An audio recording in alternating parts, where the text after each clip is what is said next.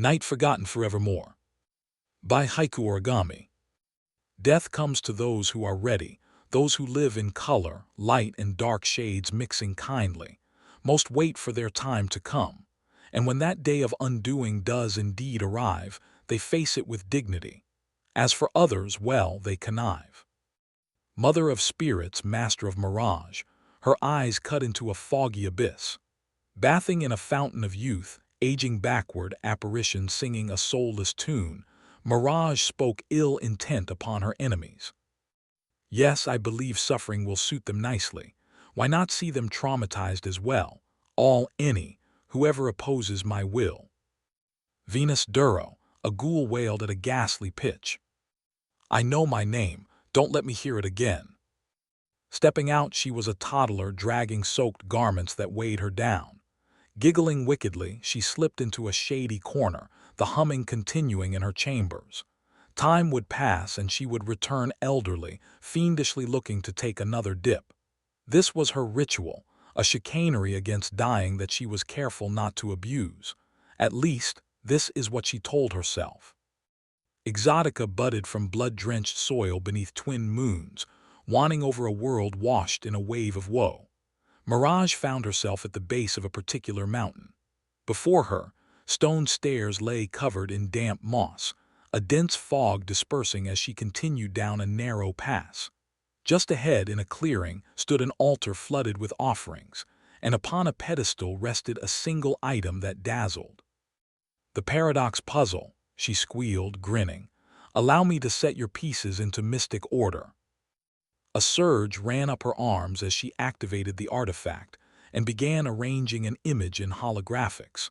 A golden glimmer filled her eye as her spell hand guided a piece bearing lunar symbolism, placing it before another harboring a sun.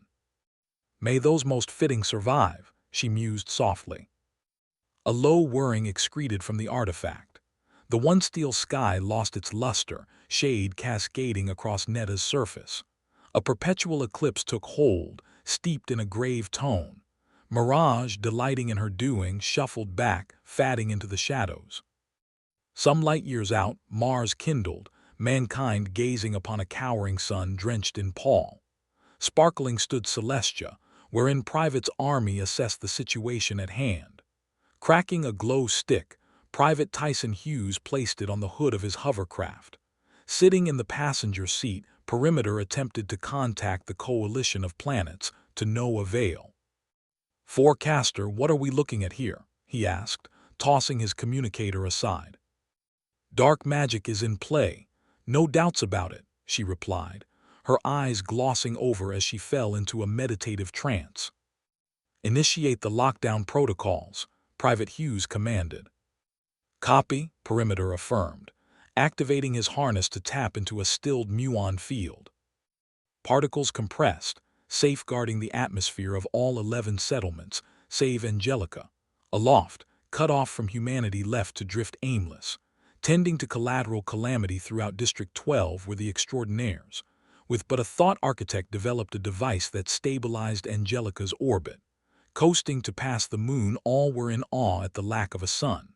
Hovering in meditation, Occulta activated all of her chakras.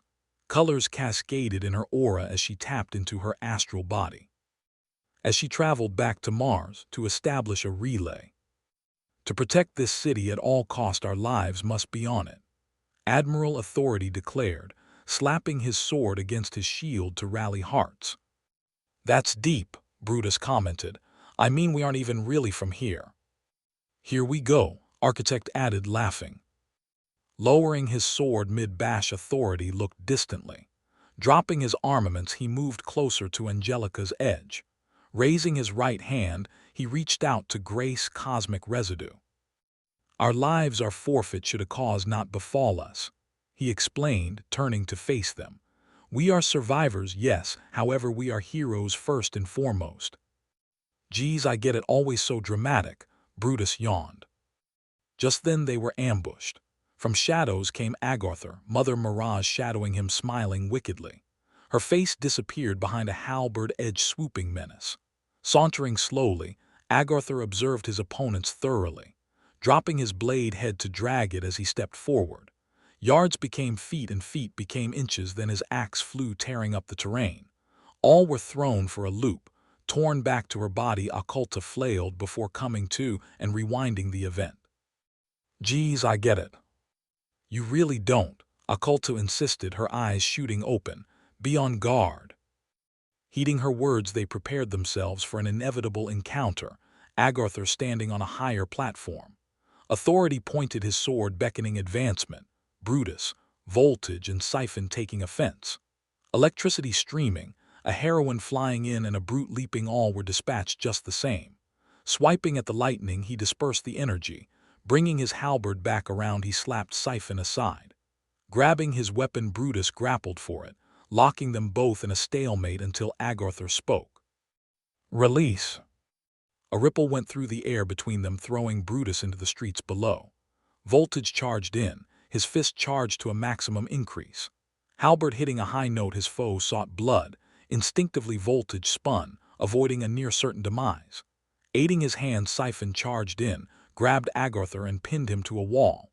Slapping her away, he fell under a spell that separated his energies from his vessel.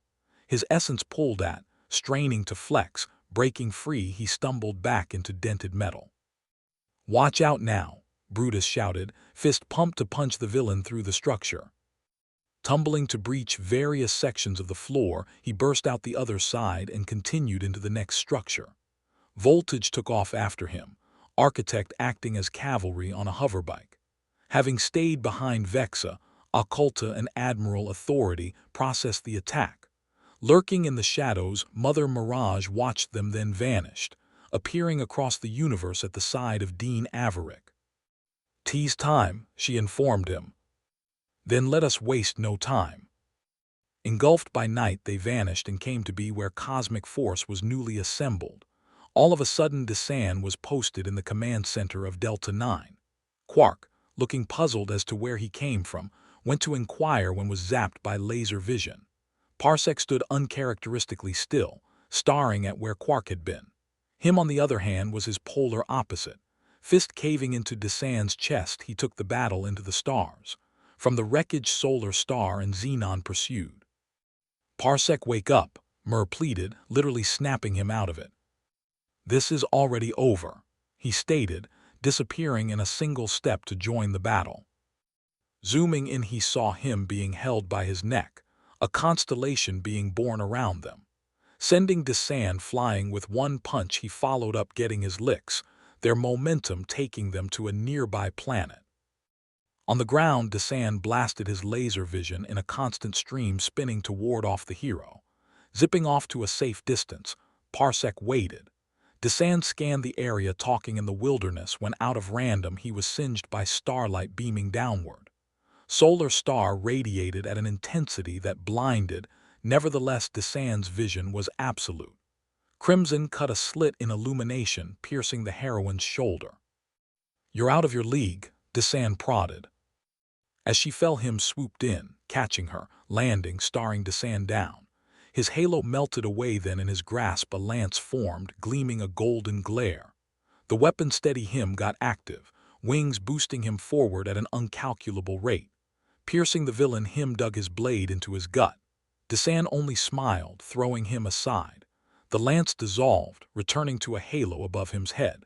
A gaseous cloud fell over Desan as Xenon manipulated elements. Using his laser vision, Desan triggered a chain reaction of explosions. Parsec acted, reality blurring before him, becoming one with motion. He crashed into Desan, who stood sturdy. He tried to regroup, but Desan matched his speed. Dashing about, they carved rifts in the face of the planet, running to where they went forward in time. Mirage watched from shadows, turning her gaze back to Angelica. Bludgeoning Brutus, Agartha went into a frenzy. Admiral Authority sprinted in, tossing his shield to garner attention. Following up with a lethal lashing, he drew blood, had Agartha had any, that is. Hacking away at a firm defense, Authority exercised caution.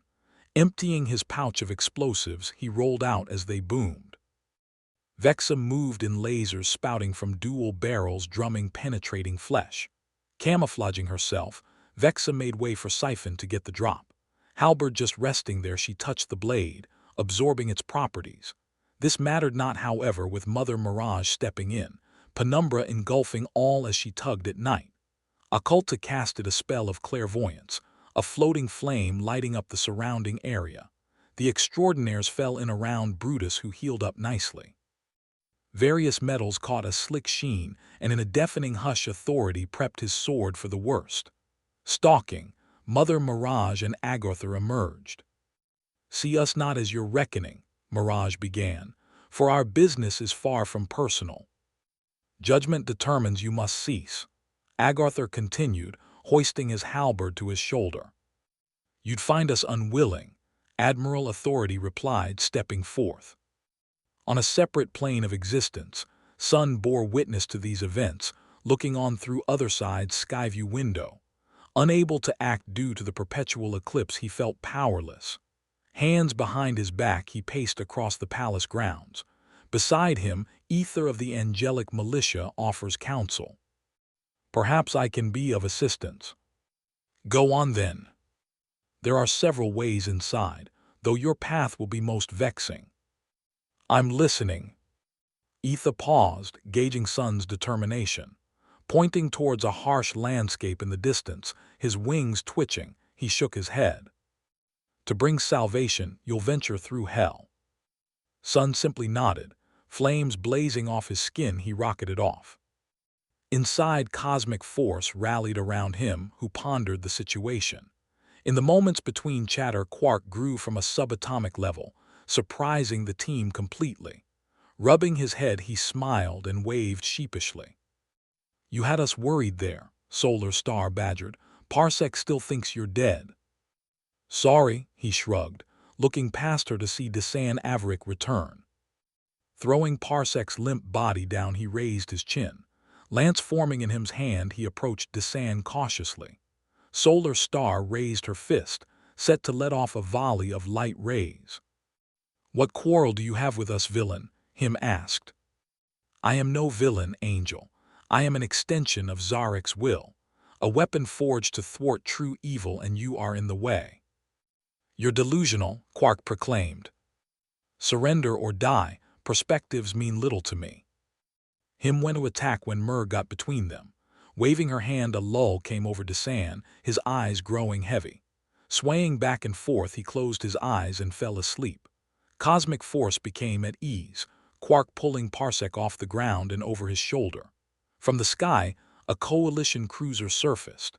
Xenon and him grabbed Desan and took him aboard, placing him in a cell equipped with a power suppression field.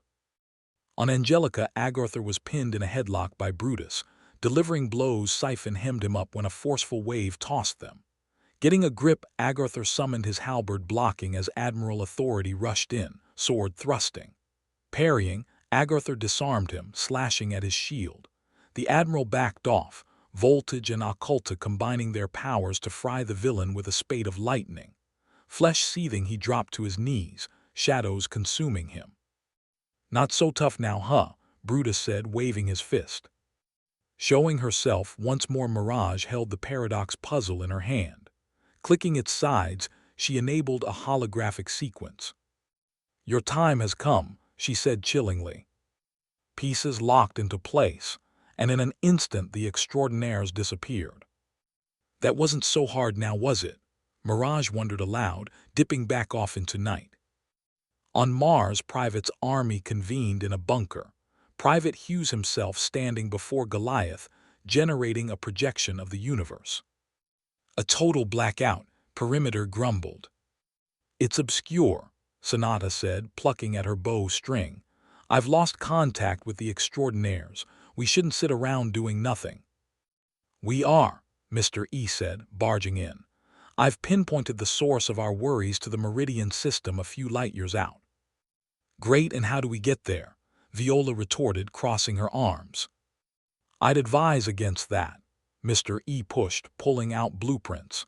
"These are plans to safeguard the planet in case of this exact scenario.